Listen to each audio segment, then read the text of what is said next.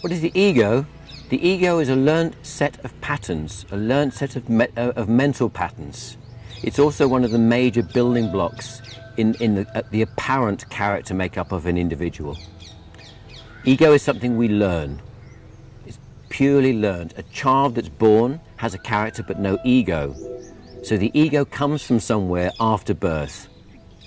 It's also interesting that the ego tends to diminish as people get much, much older. So again, it's a building block in the nature of humanness. It's an essential part of survival. A person needs their ego to survive while they live in this dualistic dream state. It's part of the mechanism. It's not your enemy, and it'll never be your friend. But once you know it, you have a good idea about what it's about. Self-inquiry, finding out who you are, finding out who you are not, will expose the ego for what it is. Something that's purely mind-based, programmed, and definitely conditioned. Life plays the game. It's not ego that plays the game. Life plays the game to keep us in oblivion, because we live in a world of this manifested world where we are constantly improving things. Nature needs to keep us in this darkened state in order to rebuild herself. We are the building blocks of humanity. It is being in this separated dream, in constantly needing to improve everything, that makes the world evolve as it is. It's pure nature.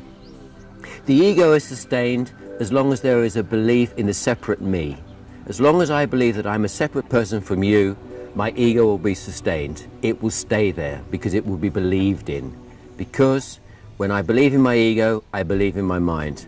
If I believe in my mind, I believe that I'm a separate individual from anything else. When I awake in the dream, when I see that it is nonsense, ego collapses, as does the story that supports ego. Simple as that. Conditioning and programming shape the ego from a cultural point of view. If you see how the ego is constructed with a European person and someone who comes from India, for instance, two totally different structures. It's about ambition.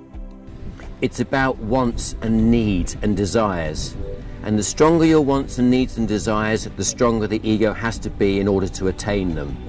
So you will find that people in Europe have much stronger egos than those people in Central Asia.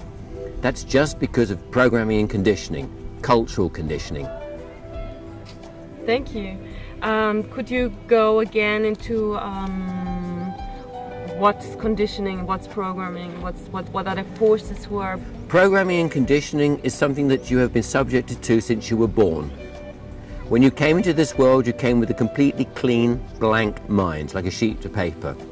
And the first thing you get programmed and conditioned into is your sex, whether you're male and female. You are given a name, you have a home, you are given a culture, you are given a nationality, you are given a religion, and you are given a whole set of rules which you learn according to those basic structures. Thank you.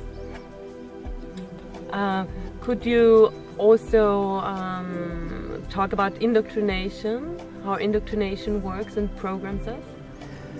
Yeah, indoctrination, I would call advertising and media the biggest indoctrination around. Certainly in our modern world, religion would have been the strongest indoctrination before the media became strong. These are the most dominant and prominent things that condition us. That's indoctrination. Advertising and media is indoctrination. It's forced upon you. It's forced upon you in a way you cannot avoid. And that's what we used to have with the old religious structures until recently. Same thing.